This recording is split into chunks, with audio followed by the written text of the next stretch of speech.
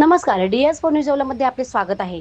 येवला शहर परिसरात गेल्या काही दिवसांपासून बिबट्याच्या वावरामुळे दहशतीचे वातावरण निर्माण झाले होते. अखेर वन विभागाच्या सतर्कतेमुळे या बिबट्याला जेरबंद करण्यात यश आले आहे. येवला परिसरातील नागडे गावाजवळील आप्पासाहेब सातारकर यांच्या शेतात गट नंबर 8 बिबट्याचा सतत वावर असल्याने परिसरातील शेतकरी आणि ग्रामस्थांमध्ये भीतीचे वातावरण होते. ही बाब गांभीर्याने घेत आप्पासाहेब सातारकर व स्थानिक नागरिकांनी वन परिक्षेत्र अधिकारी राहुल गोगे यांच्याकडे तातडीने पिंजरा लावण्याची मागणी केली होती.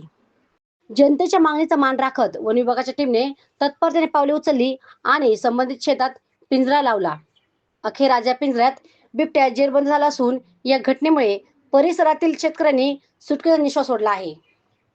या मोहिमेत वन परिक्षेत्र अधिकारी राहुल गुगे, वनपाल तुषार देसाई, वनरक्षक विशाल बलसाने, भाऊसाहेब माळी आणि गोपाल राठोड यांच्यासह चालक गणेश चव्हाण यांनी महत्त्वाची भूमिका बजावली.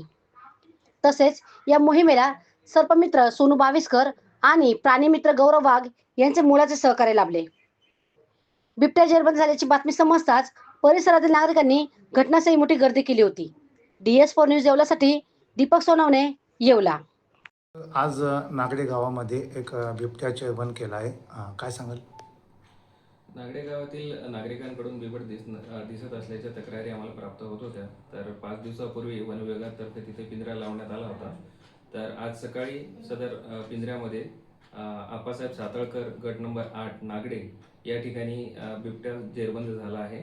त्याला सध्या वनवसाहत अंगणगाव येथील आपले फॉरेस्ट ऑफिस येथे आणण्यात आला असून पुढील त्याची वैद्यकीय तपासणी करून त्याला वरिष्ठांच्या आदेशानुसार नैसर्गिक अधिवासात सोडण्याचे काम करण्यात येईल. नागडे गावातील नागरिकांनी केलेल्या सहकार्याबद्दल मी त्यांना धन्यवाद देऊ इच्छितो.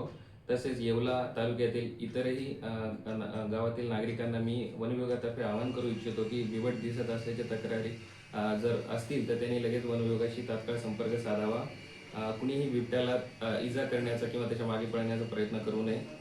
वन विभागाची टोल फ्री हेल्पलाईन पण आहे 1926, त्यावर सुद्धा आपण आपली तक्रार नोंदवू शकता.